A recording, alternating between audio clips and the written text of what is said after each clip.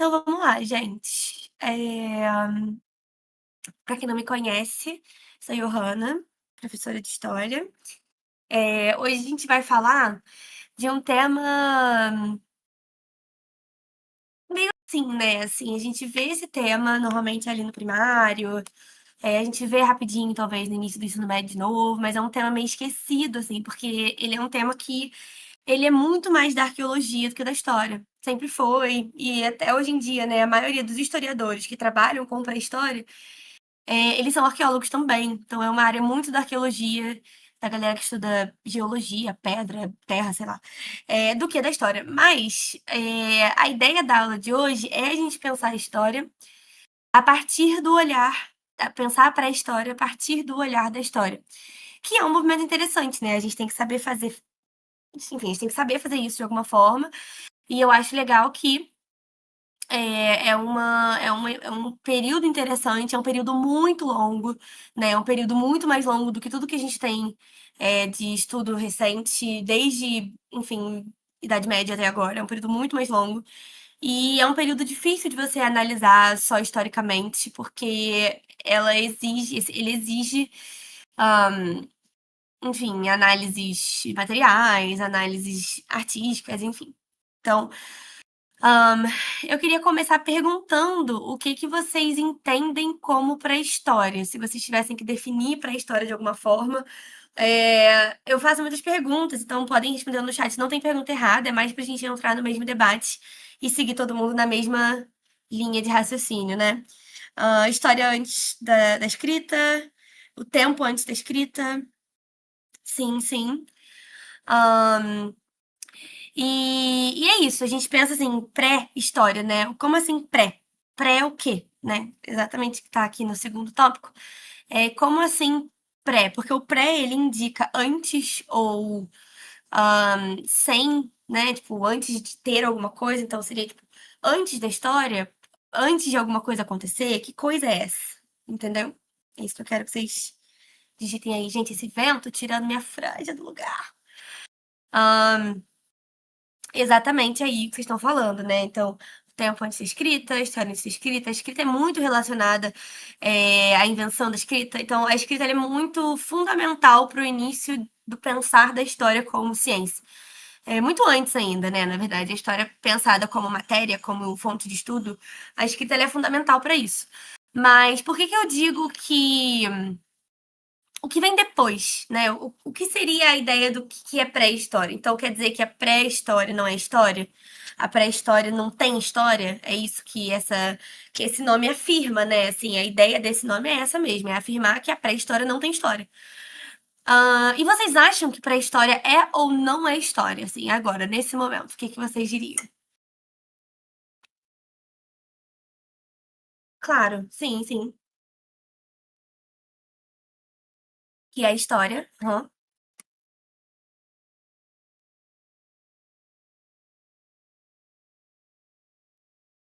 Faz parte da vida humana, sim, sim. Uma organização primária da sociedade.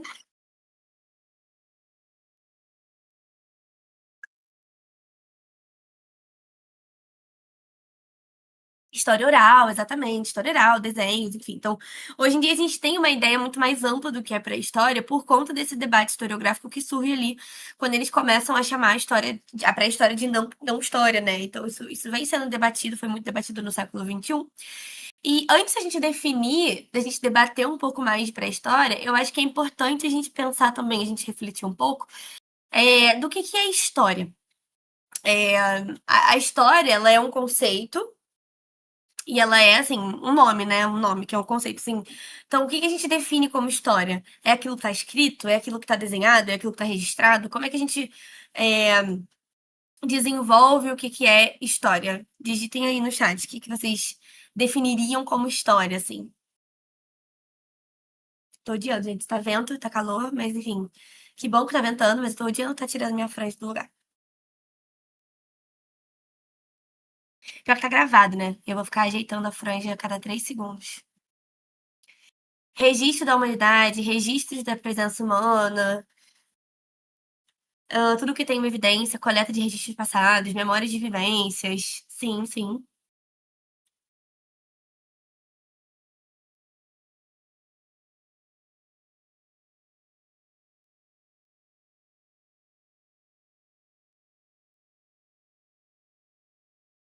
Tudo aquilo que é passado de geração em geração, de forma oral, escritas, tradições, etc. É isso, assim, acho que todas as definições cabem, porque não existe uma definição fixa, né? A gente tem aí várias possibilidades. E quando eu digo, né, que a história, ela tem ali, né, o que é história, como a gente vai definir história, é, a história, ela vem, né, de um termo e ela foi muito dificilmente definida ao longo dos anos, porque quando o termo pré-história surge, o termo pré-história surge no século XIX, ali enfim, no boom da Europa de ciência, onde as pessoas começaram a estudar muito ciência, etc. E essa visão eurocentrista dos historiadores, ela define isso, ela define que história é só aquilo que surge a partir da escrita. Por que que eles falam isso? Porque eles não querem assumir que outras populações, outros povos, é, também tinham a sua forma, as suas tecnologias e as suas comunicações.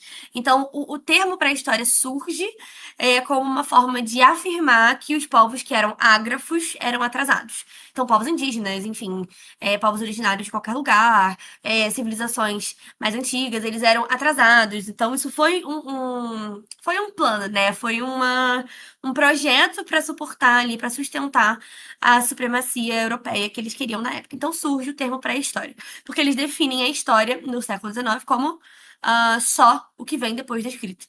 Mas é isso que a gente vai problematizar hoje, porque eu acho que o estudo da pré-história, além de ser muito importante por ser ali o berço da nossa civilização, etc., da nossa humanidade, da nossa ciência como ser humano, eu acho que o estudo da história é além disso, né? Ele engloba muitas coisas. Eu trouxe dois historiadores que eu gosto muito, que eu estudei na faculdade. Um deles é o Mark Bloch, que enfim, esse livro dele é maravilhoso e ele escreve, né, sobre o ofício dos historiadores. Então, ele fala sobre a função do historiador na humanidade como cientista mesmo. Então, ele define a história como uma ciência e a ciência dos homens no tempo. Então, a história ele define como o estudo dessa ciência dos homens no tempo. O que que é essa ciência dos homens no tempo? É analisar as influências humanas na nossa sociedade.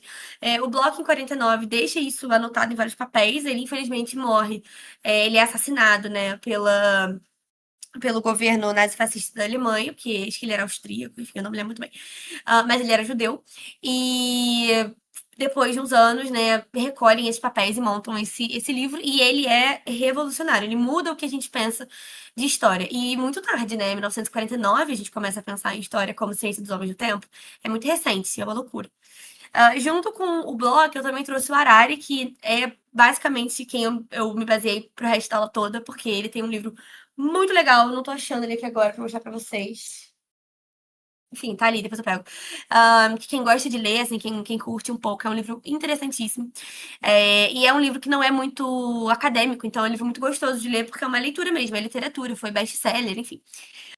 Por que que eu digo isso? Porque o Harari, ele define, a partir do que Bloch define, né? Porque o Bloch, ele revoluciona toda a ideia do estudo da história no mundo. E o Harari vem depois, em 76, e ele fala que... Ai, pelo de gato na minha boca. Nossa, gente, eu nunca vou querer ver essa gravação, cara. Toda hora eu falo uma besteira que fica gravada, eu tirando pelo de gato da boca. Enfim, pois é, complicado. Enfim, e aí o Harari, ele escreve um livro, Vida de Dona de Gato. Sim, tá tudo cheio de pelo aqui, gente. Que saco. Ele fala que, sim, há cerca de 70 mil anos, os organismos pertencentes à espécie Homo sapiens começaram a formar estruturas ainda mais elaboradas, chamadas culturas. O desenvolvimento subsequente dessas culturas é denominado história. Então, ele pega ali o que o Bloch diz do que foi a história, né, do que é a história, que é a definição da história, que é a ciência dos homens do tempo, e ele adiciona que a ciência dos homens do tempo é o estudo das culturas, né, o estudo das estruturas elaboradas, que ele chama de cultura. Então a gente começa a pensar na história como o desenvolvimento das culturas da humanidade, das sociedades, dos grupos. Então, se isso é história, se a gente estudar a cultura, se a gente estudar o agrupamento de pessoas, se a gente estudar o desenvolvimento dessas culturas em relação à nossa sociedade, se isso é história, então para a história é história. Né? Então a gente tem que pensar bastante nisso, olhando através dessa perspectiva desses dois historiadores, que eu acho que é interessante a gente ver exatamente. Peraí, gente, começou. Enfim, não. Que é interessante a gente pensar, porque se os desenvolvimentos da humanidade, né, juntamente com o estudo e análise dessa narrativa, etc., é, a gente começa a pensar nas mudanças que fazem a sociedade evoluir, a nossa humanidade evoluir, né? Então, assim, se a gente estuda os organismos como seres que formam estruturas, a gente começa a observar um processo de mudança da humanidade a partir de mudanças comportamentais, transformação de costumes, né?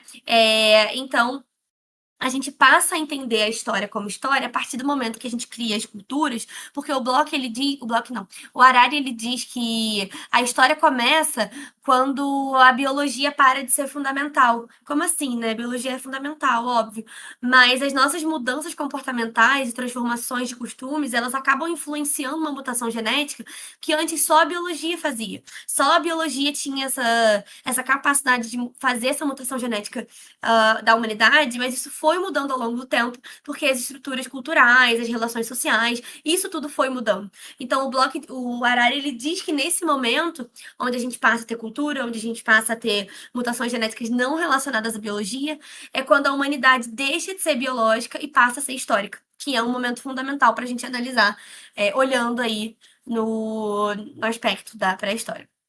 Alguma dúvida, gente? Tudo ok até agora?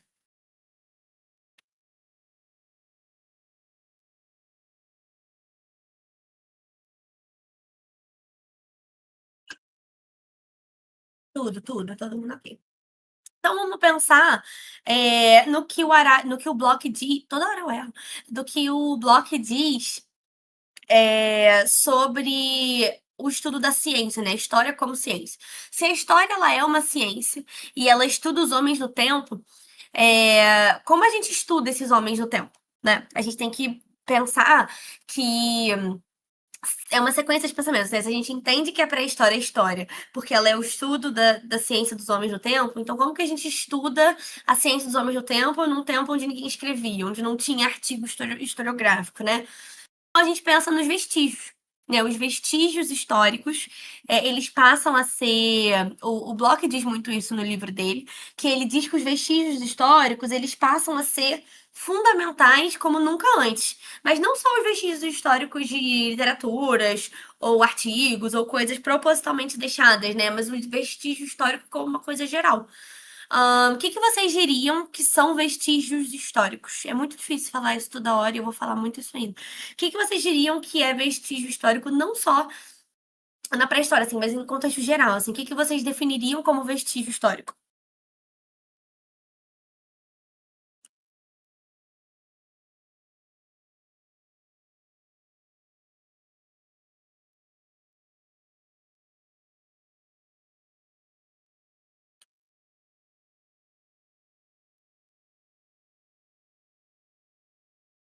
Algo que prova que teve interação humana ali, sim. Utensílios utilizados, artefatos religiosos, restos de vestimentas. Exatamente, gente, é por aí mesmo. Então a gente considera vestígio histórico tudo aquilo que mostra uma marca da humanidade ali, né? Tudo aquilo que diz que alguém esteve ali, que alguém existiu, que alguma coisa foi feita, que alguma coisa não foi feita. Nesse debate dos vestígios históricos, o Bloch ele define eles de duas formas. Ele fala sobre os vestígios voluntários e sobre os vestígios involuntários. O que que vocês diriam que é vestígio voluntário? Como que vocês definiriam vestígio voluntário? De acordo com a ideia de vestígio histórico, né? Assim, como que vocês classificariam, né? O que que é um vestígio histórico voluntário? Um testemunho voluntário.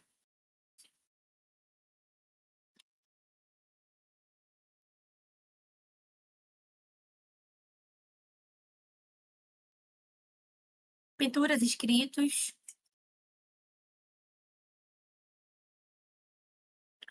Por aí, assim, o que é interessante a gente pensar é que o vestígio histórico voluntário, ele é aquilo que garante que alguém vai achar informações né, sobre a gente ali, né? Então, documentos, principalmente, coisas escritas, né? Tudo aquilo que a gente deixa para trás na intenção de ser visto. Então, testamento, artigo publicado, biografias, né? Assim, tudo aquilo que a gente deixa para trás na intenção de servir de documentação. Já os testemunhos involuntários, eles são aquilo que a gente não pensa que isso vai ser futuramente investigado como artefato histórico, né? A etiqueta da roupa da Renner, um Rio Card quebrado que você esqueceu dentro da bolsa por mais de 10 anos. Nem é mais Rio Card, né? Agora é outra coisa. Um diário de quando você tinha 8 anos, né? Isso não é um testemunho voluntário. Você não deixa isso na intenção disso se tornar uma coisa, a ser analisada no futuro. É um exercício até muito legal a gente pensar. Eu lembro quando eu fui fazer. Exatamente, sabe? Uma coisa muito doida, assim. Como assim vocês veneravam um lugar que o símbolo era um rato, sabe? Mas é até um exercício interessante a gente pensar, né? O que que a gente deixaria como testemunho involuntário? Eu tava dando essa aula na aula teste, e acho que eu não lembro quem foi, se foi Rafa, se foi outra pessoa, que falou que o Twitter vai ficar de testemunho involuntário. Então é um pouco isso, assim. O que que vocês acham que futuramente vocês encontrariam como vão encontrar testemunhos voluntários da nossa geração, assim, da nossa humanidade. Eu acho que é por aí também, o Twitter, o histórico do TikTok, os salvos do TikTok, sabe? Uma coisa meio assim. Dancinha no TikTok, eu vi exatamente aquela dancinha do TikTok que ficou nos seus rascunhos por meses. Eventualmente, se você virar uma pessoa famosa historicamente, ou se você, sei lá, se acontecer alguma coisa, e alguém for olhar o teu telefone, a sua conta, etc., vai achar vários vídeos no seu rascunho do TikTok, assim. E esse vai ser o seu vestígio histórico involuntário, seu testemunho histórico involuntário. Loucura isso, né? Então, o testemunho histórico, ele é muito importante, ele passa a ser, na verdade, muito mais importante do que antes. Porque se antes ele já era importante, porque a gente analisava tudo aquilo que era voluntário, documentação, livros, escritas, cartas, não sei o quê, agora ele se torna 10 vezes mais importante, porque os testemunhos involuntários também são levados em conta. Eu lembro quando eu fiz esse exercício na faculdade, a minha professora pediu pra gente dar uma olhada, andar pela faculdade e pegar coisas que não eram, não tinham nada. Sim, não era um livro nem nada assim, mas era algo que a gente podia encontrar pelo chão da faculdade e que fosse servir de testemunho voluntário para futuros historiadores. Então, assim, a gente achou de tudo. A gente achou um monte de guimba de cigarro, óbvio, Faculdade Federal. A gente encontrou papel de movimento estudantil, né? Então, a gente encontrou papel de movimento estudantil, a gente encontrou cigarro, a gente encontrou garrafa de água, um monte de copo de café. E o que que isso traz pra gente? Como que a gente analisa numa sociedade a partir do seu testemunho voluntário? Assim, se o meu artefato, né, se o meu objeto de estudo de uma sociedade antiga é um copo de café, um cigarro e folheto de movimento estudantil, ah, eu entendo que é uma sociedade organizada politicamente, eu entendo que é uma sociedade, né, que tem ali hábitos sociais, culturais, de bebida de café, num calor do cacete, que é horrível. Pode falar palavrão? Não, né?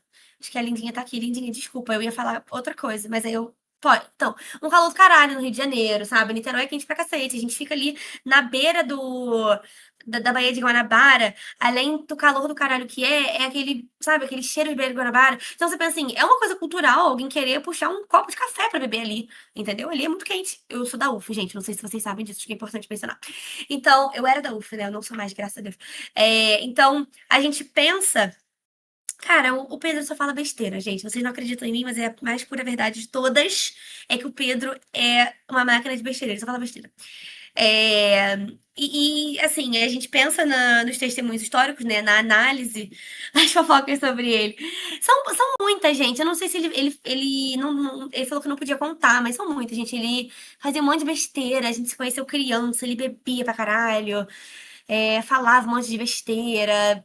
Era meio. Sabe aquela pessoa que você olha e fala, essa pessoa não bate muito bem. Ele era assim, ele era só isso, assim, não tenho nada muito a dizer. Vai pro YouTube, isso. Pedro, desculpa. Eu não sei quem é Pedro. Eu nunca conheci o Pedro na minha vida. Eu não sei quem é Pedro. É, enfim, né, gente? Testemunho voluntário. Ahn, enfim, os testemunhos voluntários e os involuntários, como que a gente estuda as nossas sociedades a partir disso? Então, se eu encontro numa sociedade, né, registros de movimento estudantil, de cigarro, de copo de café, num ambiente que eu sei que é um ambiente estudantil, eu imagino que isso seja uma sociedade politicamente organizada ou politicamente ativa, né, com questões políticas ali em movimento. A gente pensa também em sociedades que têm hábitos culturais, né, de beber café, de fumar cigarro. Então, essa é a função do testemunho voluntário. Ele mostra pra gente coisas que o testemunho o voluntário ele não mostra. O involuntário ele tá ali apontando pra gente coisas que para além do voluntário, para além do voluntário a gente vê. Então, não vai ter nenhum testemunho voluntário dizendo, não sei, deixa eu pensar, dizendo uma coisa muito específica culturalmente, dizendo que no Rio de Janeiro não sei, tô pensando aqui. O testemunho voluntário, ele vai ter essa dificuldade de afirmar que, sei lá, tô pensando aqui, o que que vocês diriam que é um testemunho involuntário que vai mostrar para as sociedades futuras algo cultural da sociedade, do seu bairro, enfim, o que que vocês definiriam? Eu tô tentando pensar aqui também.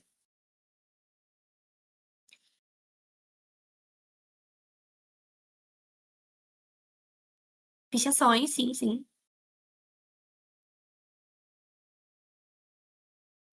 Eu acho que o testemunho involuntário, ele vai para além do que tá ali, direto como um documento, né, uma documentação. Então, por exemplo, os testemunhos voluntários, outdoor, talvez, né, talvez se sobreviver aí ao tempo e ao futuro apocalipse. Os registros policiais do Rio de Janeiro, eles vão ter uma coisa, eles vão mostrar que no Rio de Janeiro a violência é muito alta. Isso é um testemunho voluntário, né? Então, involuntariamente, né, não, testemunho voluntário. Então, voluntariamente, a gente tem ali escrito que no Rio de Janeiro a violência é muito grande, tem muito assalto, é um lugar muito é um lugar, né, muito difícil de você andar na rua, porque é perigoso. Então você pega ônibus com medo. Isso o testemunho voluntário ele vai te dizer. Mas o testemunho involuntário, onde a gente vai encontrar registros de menores de idade trabalhando, registros de menores de idade que tiveram diversos filhos, registros de menores de idade ou de pessoas que morrem numa idade muito baixa, vai indicar outra coisa, vai indicar que era realmente só a violência ou a desigualdade social tem um papel nisso, tem o glitter do carnaval. Esse vai sobreviver até lá, com certeza. A amarelinha do parquinho. Então a gente consegue ver a amarelinha do parquinho. É o que tá ali na praça, que a gente vê no chão, e futuramente vai falar: olha, essa sociedade, nesse período do tempo, gostava de brincar na praça. Talvez as crianças, talvez pessoas mais novas. Então, eu acho que é muito isso, assim, o testemunho voluntário, ele mostra pra gente além do que o voluntário consegue. E exatamente, Lindinho, eu acho que a gente deixa bastante registro voluntário, sim. Enfim, tudo que a gente posta nas redes sociais é um grande diário de testemunhos voluntários, né? A gente posta várias informações sobre a gente, coisas que talvez a gente não devesse postar na internet, mas muita gente posta na internet. Então, eu acho que é um testemunho voluntário que tá lá e vai ficar, né? Não sei para onde vai esses dados aí, mas com certeza tá por lá. Importante a gente falar também que da tradição oral, porque se a gente pensar, a escrita é recente, sim, em comparação a tudo que a gente está estudando, né? Os primeiros registros escritos, eles surgem cerca de 3.500 a 4.500 anos antes de Cristo, na Mesopotâmia. Só que o negócio é que é o registro que surge. Oficialmente, foi o primeiro registro de todos os tempos? É a primeira vez que isso foi feito? Provavelmente não. Então, a gente a escrita ela surge como um fenômeno e ela surge em vários lugares diferentes ao mesmo tempo. Então, é muito difícil a gente afirmar com, com firmes palavras de que a escrita ela finaliza a história, a pré-história. Porque ela não acontece de forma uniforme. Ela é cada hora em um lugar, cada hora em tal lugar. Então, ela acontece de formas diferentes, em momentos diferentes, em lugares diferentes. Então, é difícil a gente também afirmar que com certeza foi a escrita que acabou com a pré-história exatamente por isso. E, né, também é importante falar, né, tradição oral que eu tinha mencionado. As civilizações da América pré-colombiana, elas eram principalmente baseadas na tradição oral. E elas eram civilizações muito tecnológicas, elas eram civilizações com muitas estruturas complexas, com muitos desenvolvimentos, tinham relações políticas e hierárquicas, e tudo isso existia pré-escrito. Então, tudo nessas sociedades antigas, nessas sociedades pré-históricas, eram baseadas na história oral. Elas eram muito fortes, a tradição oral era muito presente nesse tempo. E a gente diz que isso não é história, porque não tem escrita. Então, é daí que a gente tem que vir com essa reflexão de que a ideia de que a história e a escrita são a mesma coisa ou iniciam ao mesmo momento, ela é muito complicada de a gente afirmar. Então, o Mark Bloch, eu separei dois trechos que ele fala, que é bem legal também, que ele diz assim: os textos ou os documentos arqueológicos, mesmo os aparentemente mais claros e mais complacentes, não falam senão quando sabemos interrogá-los. Então, do que adianta a gente ter diversos testemunhos, voluntários ou involuntários, se a gente não sabe as perguntas certas a fazer sobre aquele documento? Então, é a gente questionar o documento, porque é ali que tá. A história é esse movimento, é um movimento de questionamento do sociedades pré-históricas possuíam técnicas de agricultura, sim, sim. E coisas super avançadas que a gente manteve por muitos anos e se pá, mantém até hoje, né? Talvez. Então a gente tem que pensar nos documentos e nos registros e tudo como uma possível fonte histórica. Tudo, qualquer coisa que indique passado, que indique uma existência histórica, isso tem que ser investigado com um olhar histórico. Visando fazer história, né? Visando o estudo da ciência do homem.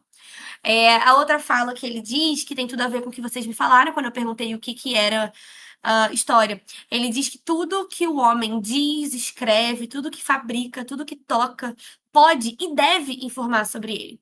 Então, o que, que é o registro histórico? Ele é tudo. Tudo que o homem, a humanidade, né, como geral, escreve ou deixa para trás, ou produz, ou fabrica, ou diz, e isso fica gravado em algum lugar, isso fica fixo em algum lugar. Então, tudo isso ele deve e pode informar sobre a humanidade, sobre o homem como ser humano, né? Não homem, homem sim.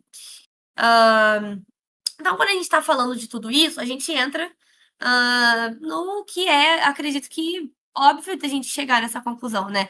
O que que a pré-história deixa de vestígio? O que que vocês, quem sabe essa pergunta é uma coisa que a gente estuda desde o primáriozinho, assim, a gente estuda bem novinha as pinturas rupestres, exatamente. Eu já decorei, deixei um monte de pintura rupestre aí pra gente ver. Então, a gente começa pensando na história, na pré-história e os registros históricos da pré-história, né? Então, o rupestre é aquilo que está inscrito sobre as rochas, né? Então, gravado em rochas. Então, os registros eram feitos.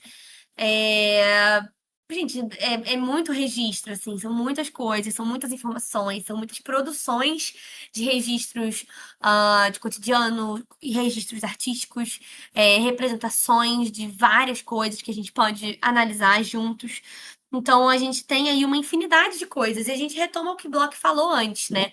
Se tudo aquilo que é registro, ele só vai ser registro, ele só vai funcionar de forma histórica se a gente souber questionar ele, se a gente souber investigar ele e analisar ele como documentação. Então a gente vê nas produções das inscrições rupestres muita coisa. E, gente, é muita coisa rupestre pelo mundo, assim. O Brasil tem um monte, tem bastante na Europa também. Então, são vários registros. Para não ser chamado de história, que loucura, vocês não acham isso uma loucura? Eu acho.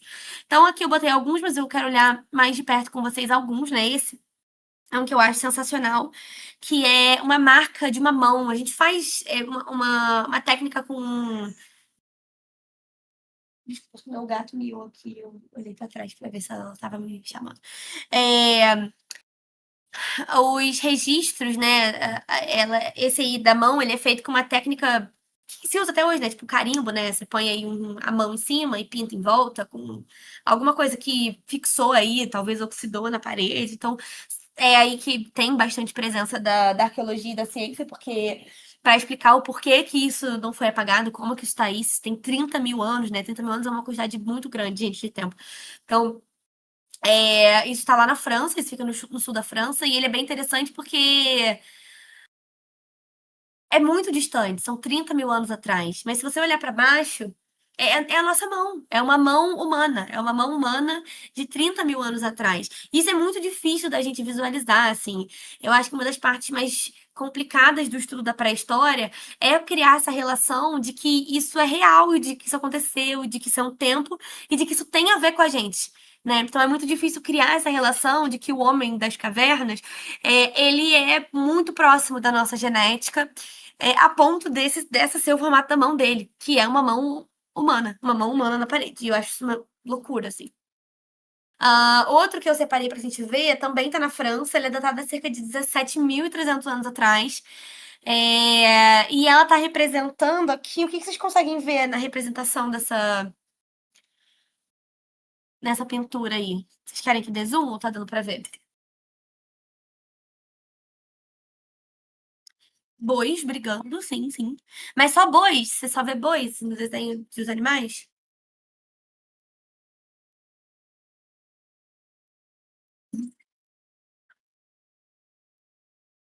Sim, animais que foram domesticados, eventualmente, sim. Humano quadrúpede? É? Aqui, né? Aqui? Ah, que loucura, assim. Eu não vi isso. Eu não tinha reparado. Enfim, são muitas coisas, eu acho, né, que a gente pode ver aí. Tem vários animais, sim. Tem um cavalo aqui atrás, né? Tem, acho que um cervo aqui, algo que parece um cervo, que tem o chifre. E a gente vê talvez uma representação de uma floresta, de uma vida. Um viado, sim. Uma floresta, uma vida animal que era muito presente aí na. Sempre, cara. Viado existe desde sempre. A pessoa quer falar que viado é coisa recente, coisa da pré-história. Eu acho que isso eu não posso falar, né? Se isso vai pro YouTube. É, enfim. Enfim, e aí, representação aí da vida deles na floresta, com os animais, etc. E nesse aqui, é uma pintura rupestre do Circo Arqueológico de Mariana, em Minas Gerais. Então, tem muito, gente. Aqui no Brasil tem bastante, em vários lugares diferentes. Esses são só representações animais, né? Eu não saberia dizer qual animal é esse, talvez. Não sei se conseguem imaginar que animal é esse. Eu acho que eu não. Não consigo pensar. Talvez um alce, nossa, total. Talvez um alce, talvez, tipo, um cervo, eu pensei no cervo. Cervo fêmea não tem, né? Eu não sei se paca e lhama tinha no Brasil. Ovelha, cabra, talvez. Mas enfim, é isso, assim, basicamente. Eu acho que esse aqui é um que eu gosto muito. Esse aqui é muito legal. Que eles são as mãos num lugar na Argentina que chama Cueva de las Manos, que é uma. Ele é sobre o rio Pinturas, né, nessa província lá. E ele é datado cerca de 9 mil anos atrás. E ele é muito legal, gente. Se você parar pra pensar, traz muitas reflexões pra gente, né? São mãos diferentes, são pessoas diferentes. Uma única pessoa produziu todas essas marcas. E se sim, qual era o propósito de produzir várias marcas da mão? Ou se cada um que visitava esse lugar marcava a mão e era um lugar visitado. Então, são muitas análises que a gente pode fazer em cima disso. E você vê que é a parede inteira, então vai até lá em cima, vai até lá embaixo, tem um monte de marcas.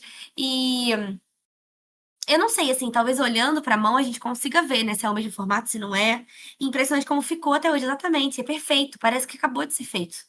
E é uma doideira, né? A pigmentação mais clara, a pigmentação mais escura, a mais avermelhada, porque tudo é meio avermelhado, né? Que vai meio que oxidando, sei lá. Mas assim, a gente vê muitas marcas diferentes de mão, em lugares diferentes, e talvez dá pra gente talvez olhar As mãos são bem parecidas, né? Eu acho que talvez sejam a mesma mão, que eu acho que se fossem mãos diferentes, talvez teriam formatos muito diferentes de mãos. Eu não tô vendo muitos.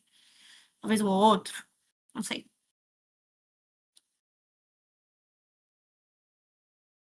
Ahn, deixa eu ver o que a Gabi está escrevendo. Poderia ser um rito de passagem. Não, poderia ser muitas coisas, exatamente. Rito de passagem como os indígenas fazem. São muitas as possibilidades, né? 9.000 anos atrás é muito tempo para a gente conseguir ter uma mínima noção aí do que isso poderia ser ou não. Enfim. Essa é linda. Essa aqui eu acho linda. Eu gosto muito dessa também. Ela chama O Beijo, né? Isso foi dado depois. E ela é uma pintura rupestre que a gente encontrou na Serra da Capivara, aqui no Brasil também. E disse que, né, se fala que é o primeiro registro artístico de um beijo. A gente tem certeza absoluta de que isso foi feito dessa forma para ser um beijo? Não. Mas é um beijo, né? Assim, olhando de hoje, é claramente um beijo. E o significado é um beijo. Então a gente pensa, a gente vai muito longe, né? A gente vai muito longe quando a gente pensa. Eu não botei a data aqui desse. Deixa eu pesquisar a data desse. Porque o beijo, né? Talvez o beijar romântico, ele me parece uma cultura, né? Uma tradição, uma coisa bem cultural. Então, de onde vem isso, né? Vamos lá, o beijo, pintura. Vou ver a data dele aqui. Aproximadamente 12.000 anos. Muito tempo. 12.000 anos é muito tempo. Que doideira, né? É... Primeira fanfic, sim, o amor é lindo. É, exatamente, né? Às vezes a pessoa tava olhando outra pessoa e desenhou. Então é uma coisa muito interessante, porque a gente pensa que o beijo é uma coisa atualizada, talvez. Não sei, tipo, uma cultura recente. Não recente, né? Mas uma cultura que a gente não imagina que, na época pré-histórica, as pessoas ficavam se beijando, mas aparentemente sim. E é muito legal. E é uma gracinha, né, gente? Olha que fofo.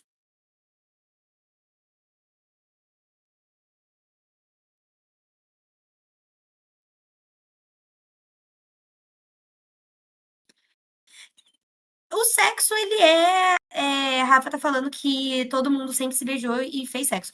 Eu acho que o sexo, ele acaba sendo inevitável por conta da reprodução, né? Sexo, obviamente, acho que todo mundo sempre fez por conta da reprodução que a gente existe até hoje. Em muita quantidade. Agora, o beijo, eu me pego pensando, porque tentando pensar com uma cabeça não pertencente à cultura que a gente faz, né? O beijo, ele é uma coisa que literalmente não tem ali uma função literal. O sexo tem, é reprodução. Então, o sexo, ele tem. Os animais fazem sexo, então acho que até. Mas os animais não se beijam, não dão beijo na boca. Até, assim, lambidas, mas eu não sei se tem o mesmo sentido do beijo. Às vezes sim, às vezes não. Então, é engraçado isso mesmo, assim, como que alguém descobre isso, e como que surge o beijo, e como que isso se torna parte de uma coisa. Exatamente, será que eles demonstravam carinho? Essa pintura de 2.000 anos atrás nos diz que sim. Mas a gente, com a cabeça atual que a gente tem hoje, a gente pensa, claro que não. Como é que eles vão demonstrar carinho na pré-história? Mas sim, e isso que é uma loucura, né? A gente pensar fora do nosso tempo. Esse acho que é o movimento mais difícil de todos, olhando para o passado.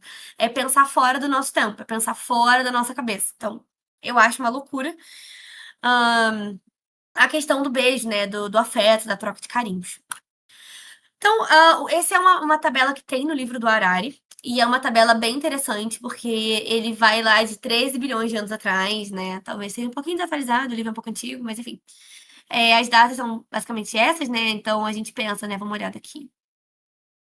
Primeiro a gente pensa na cronologia, né? Matéria, energia, átomos, moléculas.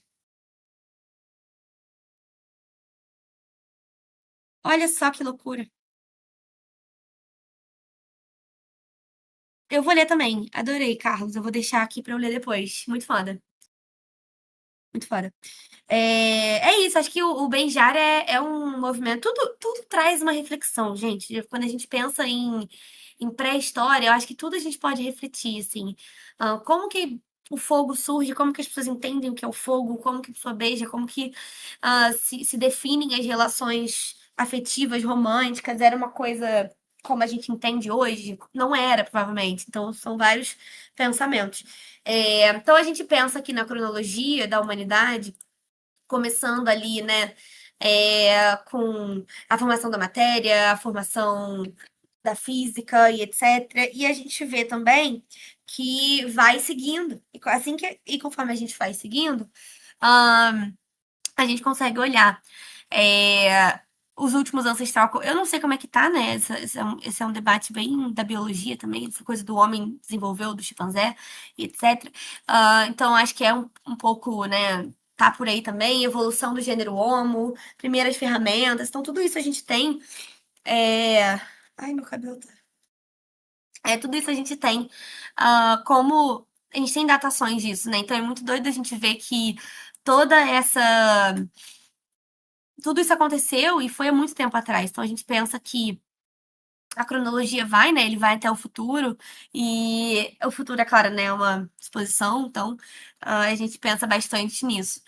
Então, quando a gente olha essa cronologia e a gente vê bastante o surgimento do Homo sapiens, o gênero Homo, os Neandertais, o Australopithecus, então tudo isso a gente acaba vendo como o nosso gênero e espécie, né? Então todos nós somos, né, Homo, né? Todos nós somos Homo sapiens, mas enfim, é, aí, né, no caso das pessoas que estão aí na imagem, eles surgem de ancestrais comuns. Então, o primeiro de todos que tem aqui, se eu não me engano, é o Australopithecus, que não tá por aqui. Não botei. Enfim, mas enfim, aqui tá o Neandertal, que vem aí depois do Australopithecus, se eu não me engano. E eles tinham estruturas corporais diferentes, eles tinham uma coisa mais bruta, né, de mais força. E alguns da espécie do Australopithecus, eles tinham capacidade de ferramentas, instrumentos, e a gente vê isso através de fósseis, instrumentos, etc. Eu botei também uma foto do Homo habilis e do Homo erectus, que são antecedentes, vamos dizer assim por enquanto, antecedentes do Homo sapiens. O Homo habilis, ele tinha ali essa habilidade, né, mais fina, e o Homo erectus era porque ele andava totalmente ereto, né, ele não tinha mais aquela curvatura.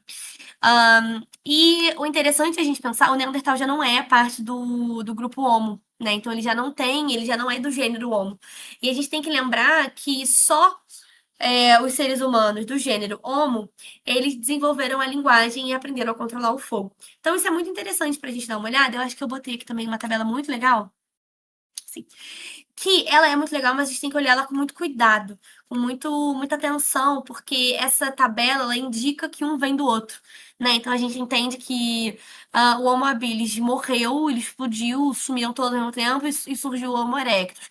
E aí, assim que o Homo erectus começou a definhar, magicamente surgiram o Homo ergaster, e depois o Homo sapiens e o Neandertal. Então, assim, não é assim. E eu acho que isso é muito importante a gente ter isso em mente, que essa tabela de evolução, ela não é adequada, porque a evolução não funciona dessa forma. A gente não pode assumir que o Homo sapiens, ele é descendente direto do Homo erectus, que um vem do outro, que ele é a versão adaptada do Homo erectus, porque não foi bem assim, não é bem seguindo essa ideia. Então, o que acontece é que eles tinham funções diferentes, né? Eles foram evoluindo de formas diferentes e não em sequência.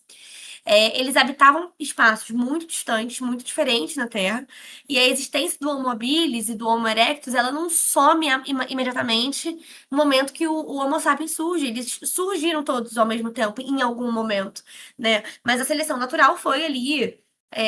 Existem teorias, né, claro, de como que o Homo sapiens foi o gênero que restou, a espécie que restou, né?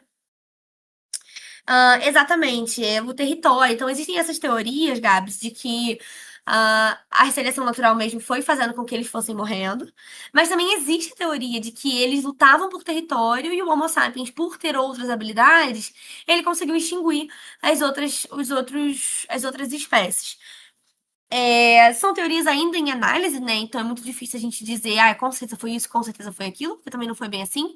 Mas é uma das teorias de que eles existiram em espaços diferentes e conforme os Homo sapiens foram expandindo, eles foram encontrando grupos e não foram se integrando, eles foram, né?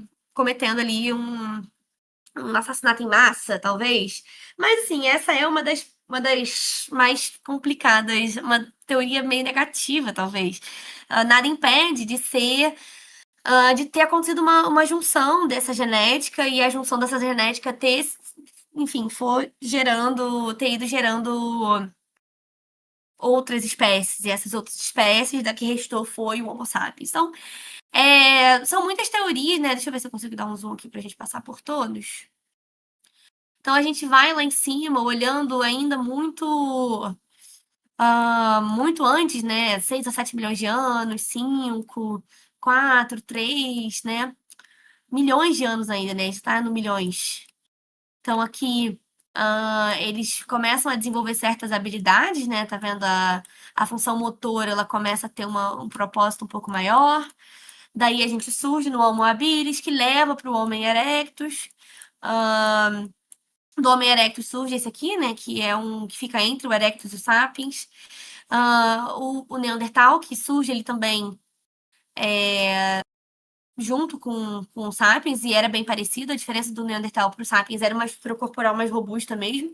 Então, eles tinham mais habilidades de força, etc. O Homo Sapiens ele já tinha uma habilidade cognitiva muito maior do que o Neandertal. Ele era uma coisa mais de força bruta, de força física. Depois a gente surge, né, o Homo floresiensis, enfim, e daí a gente segue para o Homo sapiens sapiens, que foi o que acabou ficando. Então, a gente tem que pensar na ideia de que eles seguiram uma certa lógica de evolução, mas que não necessariamente eles evoluíram no outro, né? É uma ideia muito comum, aquela tabelinha, já viram? Que vem o chimpanzé e aí vai crescendo e se tornando Homo sapiens, como se um fosse a evolução direta do outro. E não é assim, né? Então isso é importante a gente pensar também. Eu sou muito ruim de mapa, e isso é uma vergonha pra quem trabalha com história, eu sei, mas eu tenho essa dificuldade com mapas absurda. Então, eu sempre tento trazer um mapa que eu consiga entender, porque se eu conseguir entender, com certeza vocês vão conseguir também. Ele é um mapa que fala sobre a migração, o movimento migratório dessas espécies ao longo do globo, né? Nessa época, a gente ainda tinha aqui, né, o que juntava a América e a Ásia, então a gente tinha aqui esse caminho e eles foram chegando assim, né? Eles foram populando? Enfim, eles foram se multiplicando, eles foram se reproduzindo, não sei. Eles foram seguindo e formando sociedades e aumentando de quantidade. Então, eles começam sempre aqui na África, né? Que a gente diz que é o berço da nossa existência, da humanidade, a África, que é onde surgem os primeiros seres humanos. E eles vão expandindo, então a gente tem os três que a gente mencionou, né? Que é o Sapiens, que ficava bem aqui na parte mais sul da África. Eu também não sei isso, também não tenho falado certo. Mais aqui nessa área, né? Que é quase uma Europa, né? Pertinho aqui da Europa, um pouco Europa, um pouco África. A gente também tem o Homo erectus, e aqui, bem nessa pontinha aqui da Europa e mais um pedação da Ásia, a gente também tem os Neandertais. Então, eles se movimentam para cá e eles andam por todo o espaço possível, né? Isso é mais pra gente ter uma ideia de como que alguém que estava aqui foi encontrado o registro dele aqui, né? Então, eles foram muitos anos, né? Se a gente pensar que a gente tem muito pouco tempo de humanidade em relação a eles. Eles viveram muito mais, 2 milhões de anos, né? 200 mil. Então eu começo falando agora de uma coisa que é muito importante pro Harari, que é o escritor que a gente está mencionando aqui, que são as revoluções da humanidade, né? A gente existe ainda muito tradicionalmente essa definição clássica de pré-história, que é neolítico, paleolítico e etc. Mas eu diria que essa divisão histórica do Harari é muito legal, porque a gente começa a pensar né, por outro aspecto. Então, a gente tem a Revolução Cognitiva, foi a primeira das revoluções, então, há 70 mil anos atrás, mais ou menos. A Revolução Agrícola, de 12 mil anos atrás. E a Revolução Científica, de 500 anos atrás. Então, a gente começa falando um pouco da Revolução Cognitiva. Eu botei isso aqui também porque eu acho que é importante a gente saber, né, qual vem antes, qual vem depois. Então, tem o Paleolítico e o Neolítico. lascada e polida. A ideia aqui é que entre esses dois tem o Mesolítico, que seria uma coisa entre um e outro. E seguinte, a gente vai para a Era dos Metais, organizações sociais mais numerosas, mas a gente pode observar tudo isso através dessa linha, que eu acredito que faz muito mais sentido e é muito mais correto, porque eu acho que a gente não é exatamente a ideia de ferramentas e etc., que muda a organização social e a organização e a mutação genética humana daquela forma, né, que eu falei no início, falando que o Harari define a, a revolução, ele define, né, a história como o fim da biologia e o início da história, quando a humanidade passa a sofrer mutações genéticas baseadas no seu comportamento e não necessariamente coisas biológicas. Então, isso aqui é mais pra gente ter uma ideia, né, de que o paleolítico é a ideia da pedra lascada, neolítico é a pedra polida e eventualmente a gente chega na era dos minerais. Mas a gente pensando na ideia da humanidade, né, a gente pensa que o que a gente tem como espécie humana começa aqui, 200 milhões de anos, e ele vai evoluindo através da revolução cognitiva, através da agricultura, através da ciência, e a gente chega nessa revolução argumentativa que a gente não vai nem entrar nela, que ela é bem recente, mas, enfim, essa tabelinha é legal pra gente poder ver aí como que a gente, né, tem. Então a gente começa falando da revolução cognitiva. O que foi a revolução cognitiva, né? Ela tem 3 pontos muito importantes, que é a capacidade de dialogar e expandir o pensamento para além do objeto. Como assim? É que na época você morava numa aldeia, ou você tinha um grupo de pessoas que você andava junto, e você chegava e você falava, olha, eu vi leão ali. Leão ali, e todo mundo já entendia que leão ali significa tem um predador vindo e a gente tem que sair daqui. Mas se eu chego pra você e eu digo que eu vi um leão enquanto eu atravessava o rio, e esse leão estava me seguindo, e é possível que ele nos alcance em algum momento, isso é uma capacidade de diálogo que expande o objeto, ele expande para além do objeto. Eu não estou vendo o leão, mas eu estou debatendo a possibilidade desse leão vir aqui em algum momento. Então, ele cria principalmente, né, a revolução cognitiva traz essa capacidade de diálogo e de expressão daquilo que não é visual, daquilo que não é palpável, mas ele tá ali, né, como forma de diálogo, como forma de reflexão. Ele traz a comunicação como uma função de troca, de compartilhamento, de cooperação, a capacidade de transmitir informações de algo que não existe no mundo físico, lendas, mitos, etc. Então a gente tem que pensar, esse segundo ponto ele é interessante porque ele é fofoca. A gente descobre que não necessariamente o compartilhamento de ideias e comunicações, ela não. O Homo sapiens sapiens, sei lá, o Homo sapiens que vive na revolução cognitiva, ele descobre que ele pode virar e falar pro colega que ele viu a mulher pegando um amigo ali. E que isso aí não é maneiro. Então, ele constrói uma ideia de trocas de informações sobre pessoas em comum, constrói uma ideia, né, de abstração, que é a capacidade de você falar de uma coisa que você não está vendo, ou imaginar uma coisa que você nunca viu. Então, isso é o fundamento, né, a coisa mais importante, eu diria, da revolução cognitiva.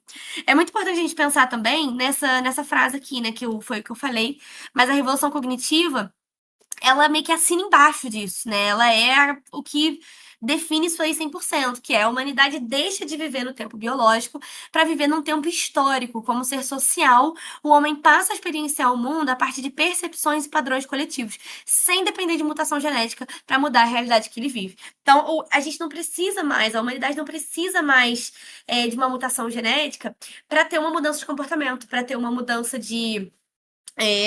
para ter uma mudança de comportamento, para ter uma mudança de local. Então, tudo isso passa a ser decidido de forma social, de forma de conversa, de abstração, de crenças, lendas, mitos. Então, eles aparecem pela primeira vez. A religião e os mitos, eles surgem pela primeira vez na humanidade na Revolução Cognitiva. Então, é muito antigo, né? E isso cria principalmente essa capacidade de cooperação. A cooperação, ela é o que fundamenta a revolução cognitiva também, porque se antes eu tinha grupos pequenos de pessoas que tentavam viver juntos, agora eles têm um motivo para viver juntos. A cooperação ela existe porque eles todos acreditam nessa crença partilhada, nessa realidade imaginada que exerce uma influência nesse mundo que eles vivem. E o Harari ele chama até de cola mítica. né? Que é uma cola que une os humanos com essa ideia de misticismo, que não tinha como a gente ter essa noção do que é real, do que não é, o porquê das coisas, o questionamento, tudo isso surge na Revolução Cognitiva. Então, o Harari diz aqui também, eu vou ler aqui esse parágrafozinho. Desde que apareceram, as culturas nunca cessaram de transformar e se desenvolver, e essas alterações irrefreáveis são os que denominamos história. A revolução cognitiva é, portanto, o ponto em que a história declarou a independência da biologia. Até a revolução cognitiva, os efeitos de todas as espécies humanas pertenciam ao reino da biologia, ou, se quisermos, da pré-história.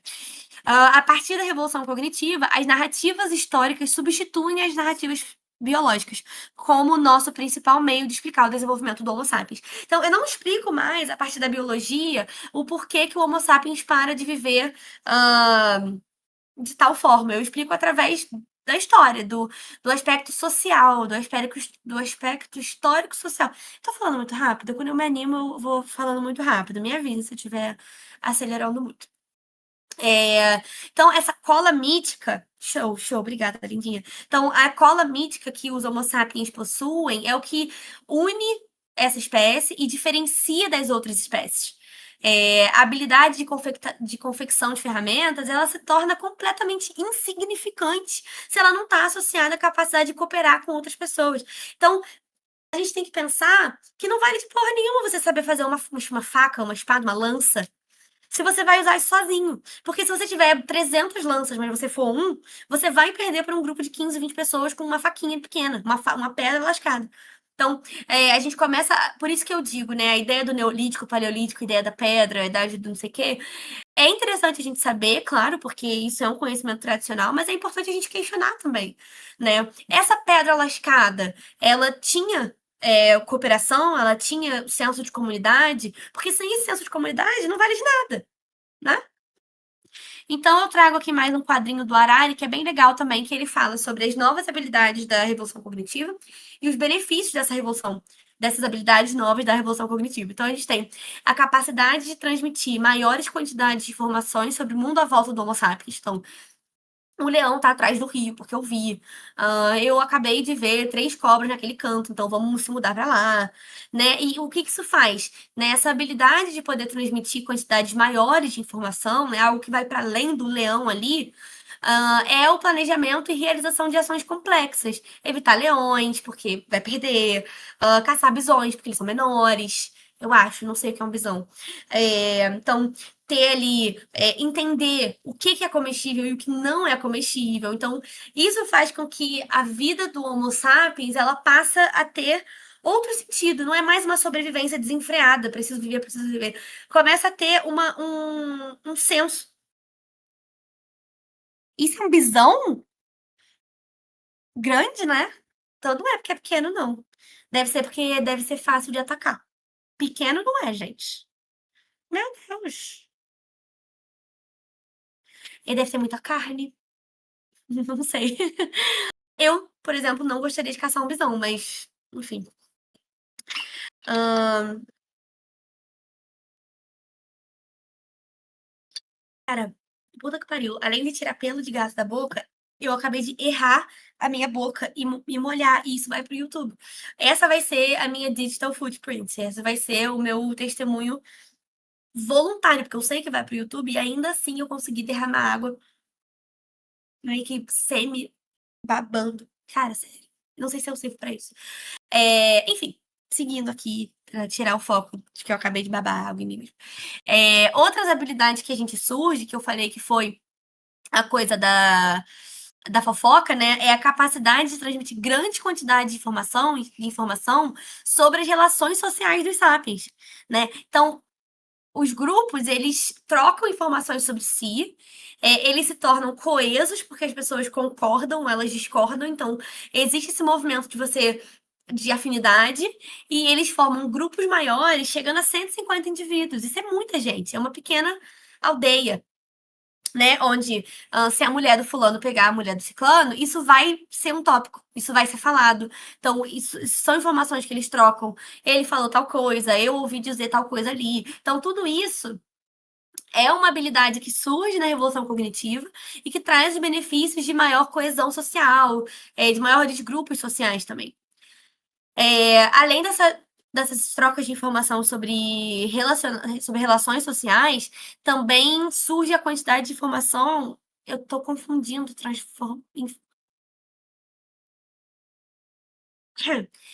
é, transformação.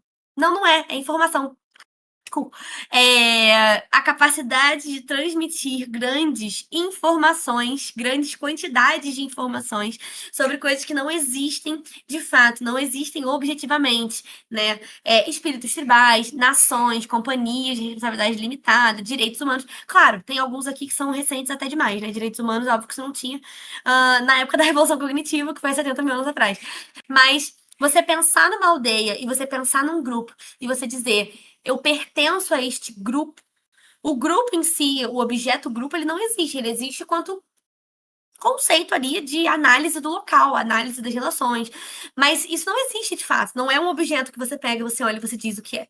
Então, isso, juntando com as coisas mais religiosas, com as questões lendas, mitos, etc., isso tudo junta para formar uma cooperação de números muito grandes de estranhos. Eu não te conheço, mas você acredita fielmente nessa deusa da fertilidade. E eu também. Então, mesmo não te conhecendo, a gente tem uma relação. Eu coopero com você e você coopera comigo por conta dessa crença em comum que a gente tem. O que leva a uma rápida inovação no comportamento social. Porque se eu junto várias pessoas e eles buscam a cooperação, compreende-se que é uma ideia de que vai ser feito o que for melhor para o grupo, vai ser feito o que for melhor ali na ideia religiosa, na ideia espiritual, e não necessariamente esse comportamento, essa inovação de comportamento está associada à biologia, não é isso, né? Então, seguindo aqui para a gente falar da Revolução Agrícola, a Revolução Agrícola ela é 12 mil anos atrás, né? Ela é bem depois da Revolução Cognitiva, então você pensa que de 70 a 12 mil é tempo pra caralho. Então tem muita coisa que dá para acontecer. Então a gente tem que pensar o que que a Revolução Agrícola o que que a Revolução Agrícola faz nessa situação? Então, ela tem aí, eu botei 5 tópicos importantes de diferenças e modificações fundamentais da Revolução Agrícola, que eu acho que o primeiro é a criação de um vínculo territorial, né? Futuramente a gente acaba chamando de casa, né? É, é meio isso, Lindinha, só que não é nômades, ao contrário. Torna eles não nômades. Agora eles têm habitações fixas. Exatamente o oposto disso, mas eu entendi, o contrário. Então, eles param de ser nômades porque qual é o propósito de você ficar buscando uma coisa se eu já entendi como é que planta? Entendeu? Então, essa percepção de tempo e futuro. Então, por mais que não tivesse uma concepção de tempo como a nossa, a gente sempre tem que pensar numa perspectiva para além do que a gente conhece, né? Não era tempo como o tempo é pra gente agora.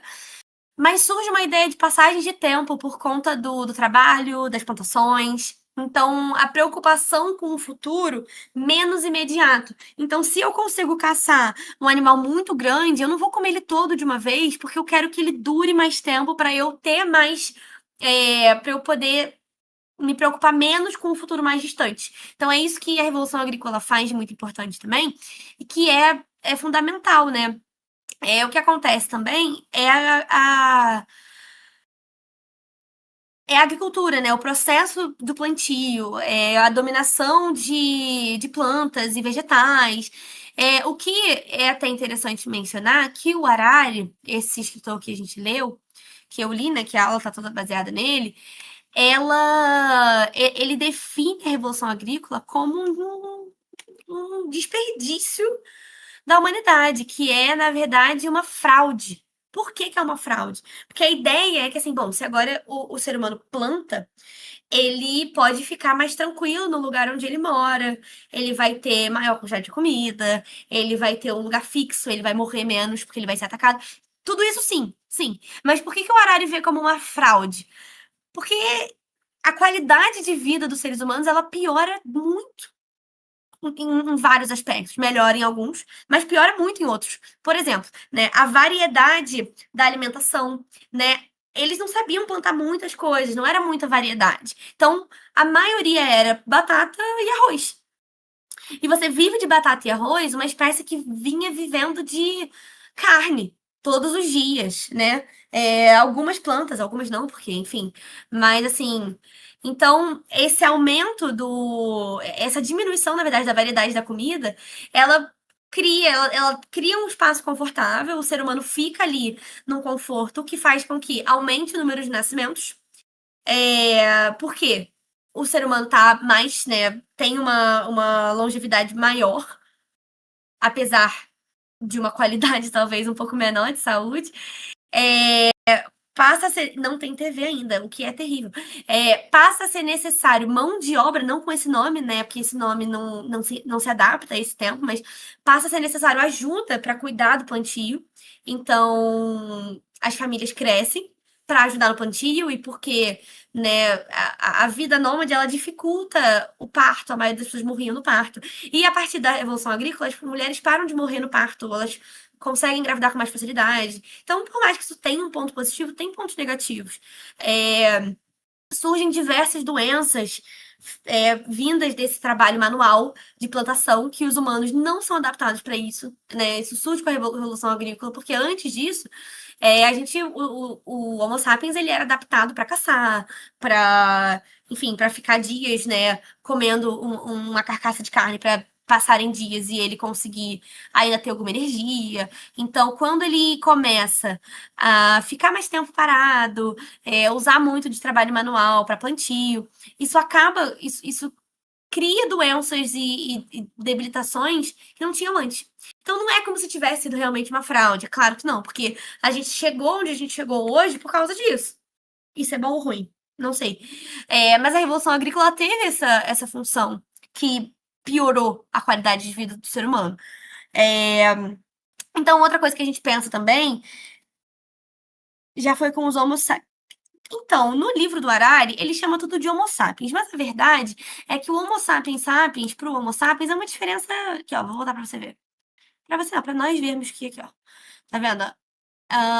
Ele tá mais a 50, 13 mil anos. Então, possivelmente é ali o Homo sapiens sapiens, que é o que vai mudando. Mas é isso, a gente volta para aquele mesmo discurso do é muito difícil dizer.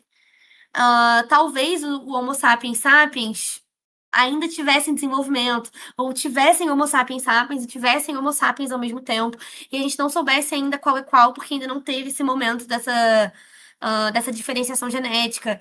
Então, pode ser que sim, mas pode ser que não. Então, eu tô chamando tudo de Homo sapiens, porque pode ser esse ou pode ser esse, mas acho que no nosso imaginário social a gente pensa mais no sapiens sapiens, né? Que é o que usa roupinha, sapatinho, enfim. O Homo sapiens ainda era uma coisa um pouco mais. Mas tudo ok, Suzy, era isso? Ah, ok. Então, é isso, assim, essa revolução agrícola. Porque, por exemplo, a revolução cognitiva foi há 70 mil anos atrás. 70 mil anos atrás, ainda tinha tudo, gente. Ainda tinha todo mundo. Deixa eu dar uma olhada aqui. Ainda tinha todo mundo. Tinha Sapiens, tinha Neandertal, tinha Australopithecus. Tinha um pouco de tudo espalhado em qualquer lugar, né? Então, pode ser que sim, pode ser que não. Então, é tudo uma grande, né? Aquela coisa do estudei 5 anos na faculdade para responder talvez para todas as perguntas. Então, o que acontece na Revolução Agrícola, além dessa ideia, né, de uma percepção de tempo futuro, uma mudança comportamental, né, porque o Harari ele define a Revolução Agrícola como uma revolução na maneira dos humanos viverem. Né? Se antes eram nômades, eram 100% carnívoros, agora é outra vida, é outra estrutura de vida, é tudo muito diferente. Então, isso surge também como um grande feitio da Revolução Agrícola. Esses fatos, eles fazem com que as sociedades aumentem muito. Então, o crescimento dessas comunidades unidas, organizadas em torno de mitos, deuses, pátrias-mães, etc., isso se fortalece muito por conta dessa ordem imaginária, né, que é o mito, a deusa, a religião. Então, o desenvolvimento disso tudo cria uma comunidade ainda mais forte, ainda mais coesa. Porque todo mundo que tá ali naquela comunidade tem aquela crença. E essas duas coisas, elas se juntam para formar uma comunidade mais forte, mais solidificada. É importante a gente pensar também que junto com a agricultura, a gente também acaba tendo o desenvolvimento de outras habilidades manuais, como a cerâmica, que ela surge como uma forma de possibilitar o armazenamento dos alimentos de uma forma que dure mais. Então, tudo foi entrando ali num consenso para o ser humano ficar sedentário, territorialista, para as famílias aumentarem e para eles terem uma preocupação com uma vida futura, uma coisa que viria para frente, ok?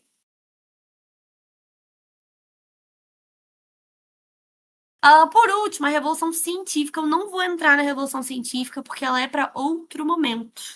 Né? Ela é para outro momento. A Revolução Científica ela é a virada na história da humanidade, né? Ela é a consciência da ignorância e do desejo pela descoberta. É ali, século XVIII, XIX, iluminismo, não sei o quê, ciência, matemática, física, química, filosofia. Ela foi impulsionada quando os governantes começaram a perceber, né? Governantes, porque a gente já está falando de outras sociedades, sociedades mais avançadas ainda da Revolução Agrícola, né? Bem mais avançadas do que 12 mil anos atrás, né? Bem mais recentes do que isso. E os governantes, os líderes, as figuras de poder dessas sociedades, elas entendem que o conhecimento ele é uma ferramenta de poder. E isso estimula e financia a produção desse conhecimento. Então, a Revolução Científica, ela trouxe muita coisa, né? Coisas infinitas que a gente vai falar eventualmente, mas expectativa de vida, envelhecimento, condições. Então, a gente consegue pensar infinitas coisas que a Revolução Científica fez. E ela é um resultado de uma revolução agrícola que veio 12 mil anos antes. Tudo ok, gente? Alguma pergunta até agora?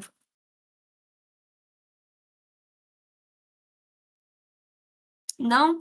Para finalizar, porque eu queria, né, finalizar por aí, né, 1h30 mais ou menos, eu não queria passar disso. Eu trouxe 5 exercícios para a gente fazer, ah, de vestibular mesmo, para a gente fazer. Então, eu vou mostrar o exercício, vou dar uns 5 minutos, e vocês botem no chat aí, qual é a solução do exercício, tá bom? E aí eu vou ajudando aí a gente chegar na conclusão.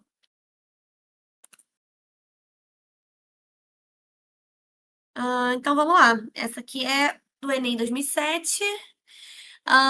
É uma sobre essa pintura aí, né? Que eu tirei, galera. Tirei o enunciado. Vamos pular para outra. Desculpa, linda. Eu não botei o enunciado, né? Tirei na hora de copiar. Puta que pariu. Essa tem enunciado. Vamos nessa.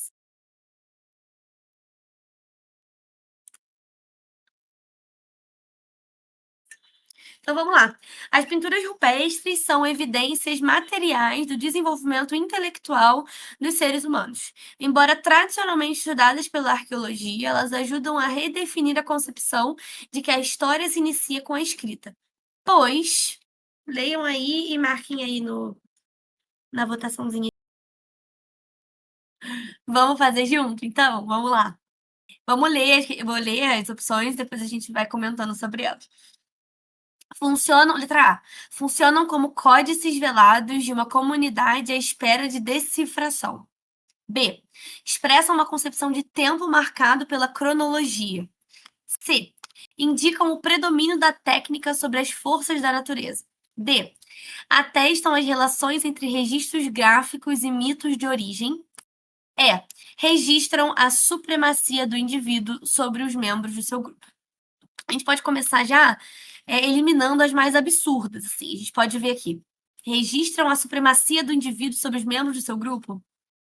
Não sei se a pintura rupestre, ela indica isso, né? Eu acho que não. Eu acho que é bem o oposto. Ela indica uma formação de grupo, uma comunidade. Então, eu não diria, assim, acho que a letra E é uma eliminada imediatamente. D. Atestam as relações entre registros gráficos e mitos de origem. Poderia ser, talvez, mas elas atestam esses registros gráficos e mitos de origem.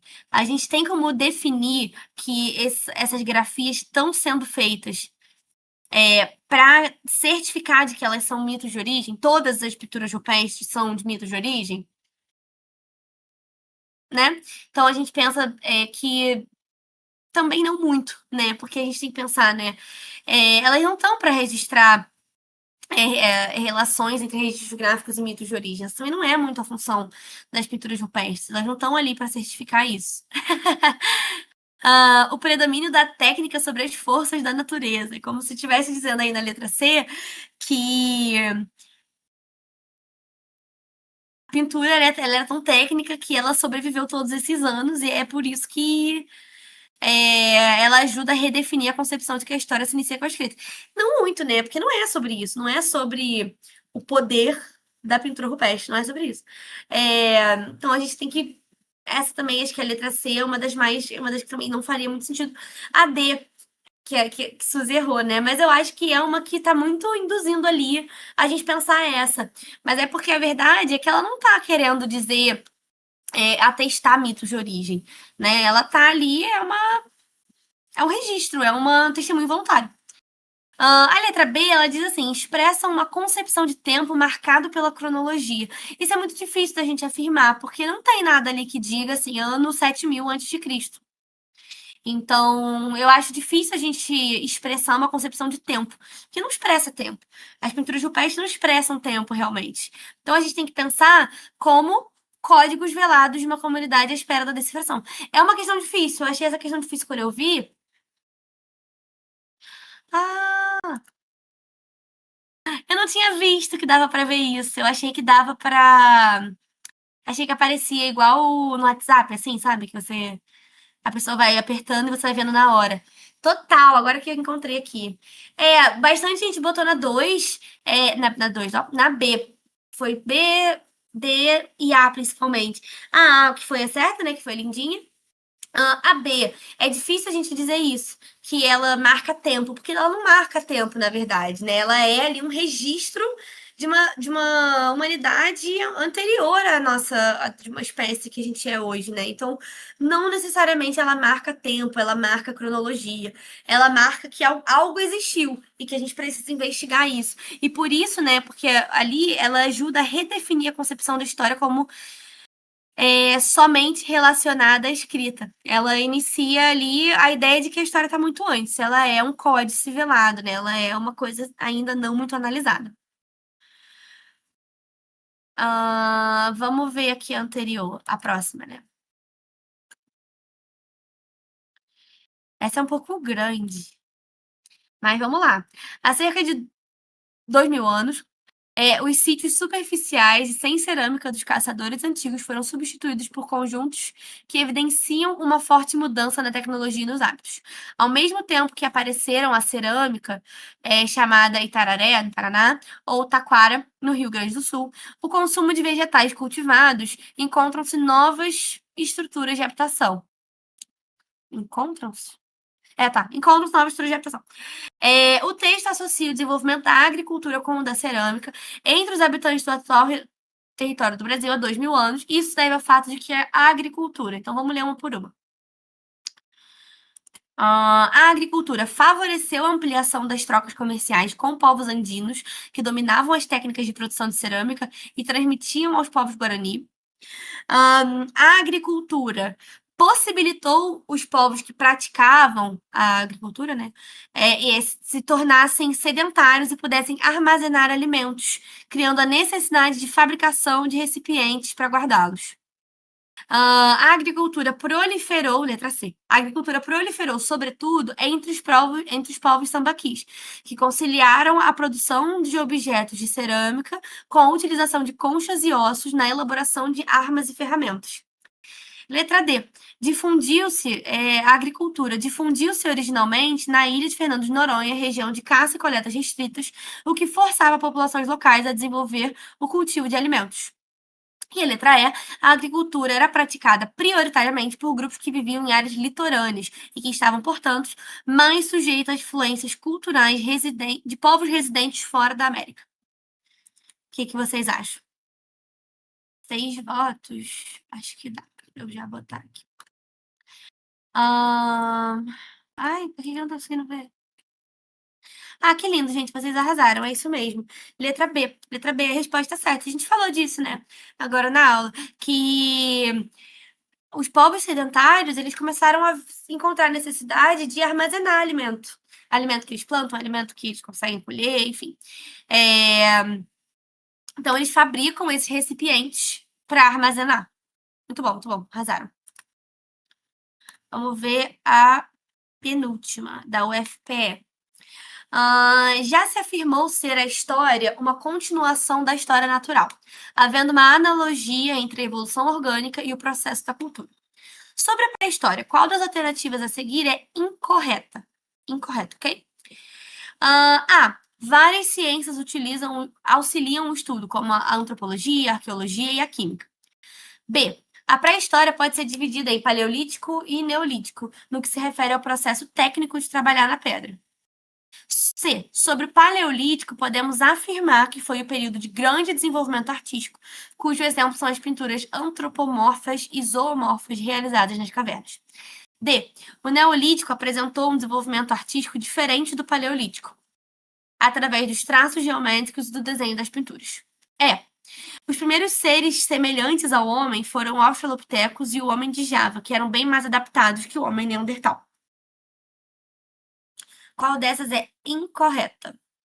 A gente tem que lembrar que o paleolítico, o neolítico, né? O neolítico, ele é ali o que foi a revolução agrícola, né? Na nossa percepção. E o paleolítico seria a revolução cognitiva, que a gente viu agora também. Vamos lá, 6 votos. Letra E como a errada. Gente, loucura. É a letra D, tá errada. Homem de Java é uma coisa. O que é isso, né? Mas o homem Neandertal, é, essa aqui é difícil mesmo, eu também tinha ficado entre essa. O que a gente vê de grande diferença é porque o Neolítico apresentou um desenvolvimento artístico diferente do Paleolítico, através de traços geométricos do desenho da pintura. Não, não realmente, assim. Traços geométricos é um pouco forte, né? Dizer que isso aconteceu no período Neolítico. Então, não era muito comum, inclusive, traços geométricos, né? Eram desenhos bem fluidos. Claro que existiam alguns certos formatos de formas, mas mais para mostrar alguma coisa. Mas não era uma coisa feita intencionalmente. Olha, vou desenhar esse círculo, vou desenhar esse quadrado. Óbvio que não, mas enfim. Então, a letra D acaba sendo mais errada do que a letra E. Mas eu confesso que, enfim, seres semelhantes ao homem foram os australopithecus, os mais semelhantes ao homem, os primeiros semelhantes ao homem. Os australopithecus estavam logo ali, né? Eles estavam ali perto do homem neandertal. Então, essa aqui poderia ser, mas ela estava ali levando a gente ao erro mesmo. Vamos lá. Ai, como é que eu tiro aqui? A última, gente, pra gente encerrar, porque minha cabeça já não aguenta mais pensar em 7.000 anos atrás. Na pré-história, o homem já criava animais, cultivava o solo, dispunha de objetos metais, tais como lanças, ferramentas e machados. Com base nessas informações, foram formuladas algumas hipóteses. Escolha, na relação a seguir, as hipóteses compatíveis com aquela época. Essa questão, gente, vamos ler junto, eu vou falando. A primeira, houve domesticação e cultivo das plantas. Ocorreu melhoria na alimentação e na qualidade de vida das pessoas. 3. Os alimentos eram transportados por navios. Loucura. 4. A vida nômade teve início. Então, a gente sabe, né, que a afirmação 3 é insana, né? Ó, não é a 3, porque a 3 está absolutamente errada. Isso mata, se vocês puderem perceber, todas as questões, né? Se a 3 é uma loucura completa, fica muito fácil a gente ver qual é a questão certa. Exatamente. Então, a única coisa que eu tenho para falar dessa questão é por conta da afirmação 2, né, na melhoria na alimentação e qualidade de vida. Porque eu tô com Arari, assim, eu acho que houve uma melhora, mas essa melhora, ela é muito complicado da gente afirmar que isso foi uma melhora totalmente. Não foi, né? A gente não efetivamente melhorou. Houveram pontos positivos, houveram pontos negativos, mas eu não diria que houve uma grande melhora ah, na qualidade de vida. Talvez ali por ter um lugar fixo, por ter uma ideia de casa, por ter uma comida. Porque o início da vida nômade não tá certo? Porque foi exatamente o oposto, foi o fim da vida nômade nesse momento. Quando a gente começa a cultivar solo, a ter objetos como metais, lanças, né, que são muito formados, né, para a criação de animais. Então, isso é muito da Revolução Agrícola, que é ali o período já que o ser humano já tem uma relação territorial, já tem uma vontade de ficar com a alimentação à base do plantio. Então, isso. Não, é porque, como ele diz aqui, ó, na pré-história, o homem já criava animais, cultivava o solo, então a gente entende que é um pouco mais pra frente. Sim, sim. E aí, esse foi, na verdade, o fim da vida nômade, eu diria. Ok? Gente, deixa eu ver aqui, resultados. Show, todo mundo botou letra A mesmo, que é isso.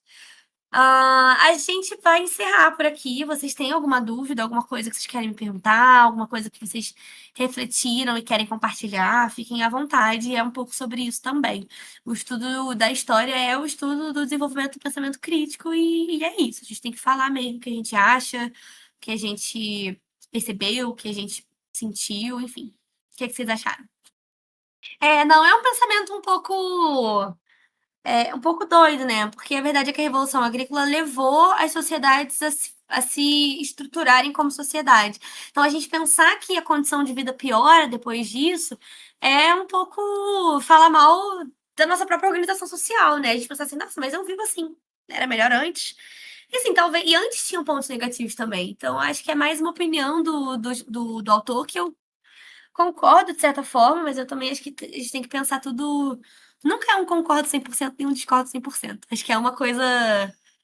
ahn, Acho que é uma coisa de a gente ter os dois lados e pensar amplamente como os dois.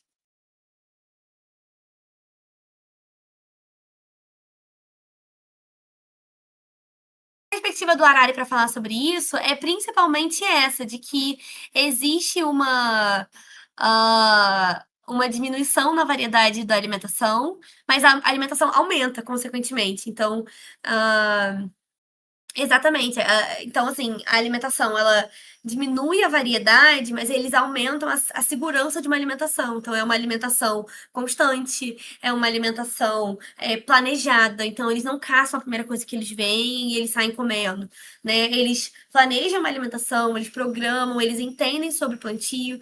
Mas por que que ele diz que isso é ruim para a humanidade, que isso é uma fraude? Porque isso tira várias das habilidades e dos desenvolvimentos que a gente tinha de caça, de alimentação, né, com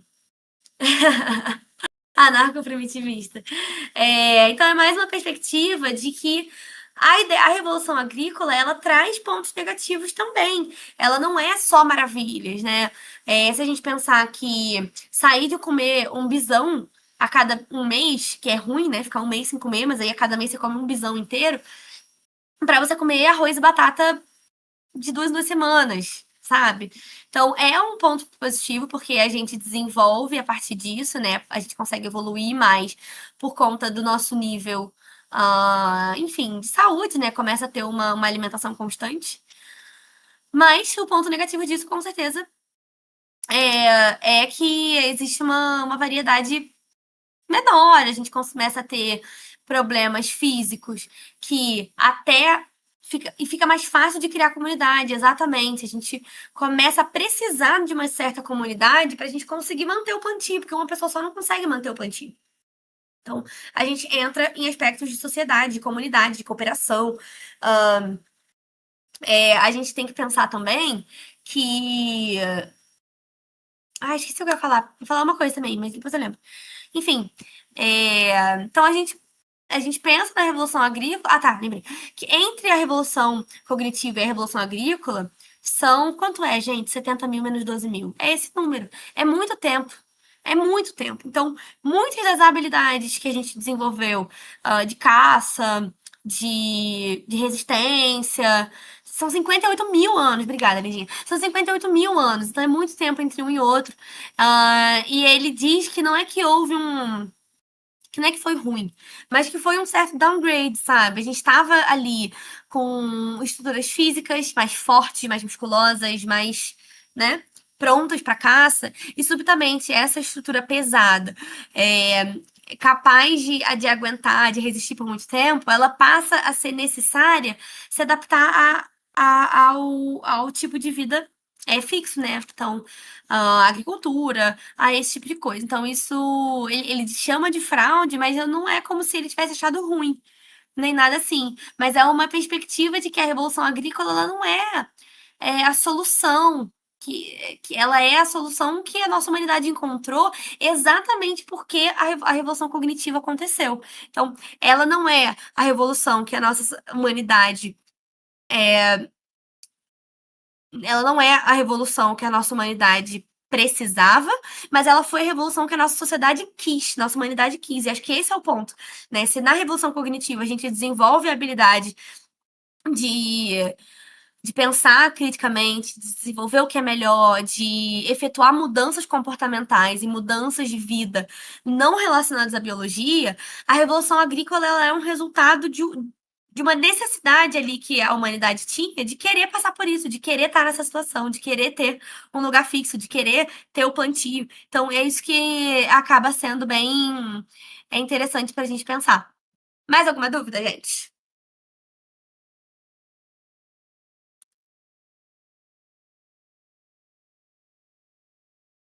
Não? Então a gente pode encerrar, gente. Eu adorei. Carnaval, né? Então, sábado à tarde, carnaval é foda. Então, não sei se a galera. Se tem mais gente que normalmente entra, se dia de semana entra mais gente. Mas enfim, foi maravilhoso. Eu gostei muito. Obrigada pela participação, obrigada pela aula. Vocês foram muito queridos. E é isso, a gente se vê semana que vem pra falar. Mando sim. A gente se vê semana que vem pra gente falar sobre Antiguidade Oriental. Obrigada, Suzy, obrigada, Carlos, obrigada, Lindinha, obrigada, Rafa, Nana, todo mundo que participou, todo mundo que veio aqui e ficou aí comentando, participando, vocês são tudo. Amei, amei, amei. Um beijo, gente, bons estudos, bom carnaval também, tá, gente? Porque curtir faz parte de estudar. A gente tem que estar com a nossa mente tranquila, relaxada, pra gente poder absorver o conteúdo. Então, quem é maior de idade, quem não é, deixa pra lá. Mas quem é maior de idade vai pra um bloco, vai beber, vai curtir, e é isso, tá bom? Quem é menor de idade, vê um filme, vai num shopping, tá bom? Um beijo, gente.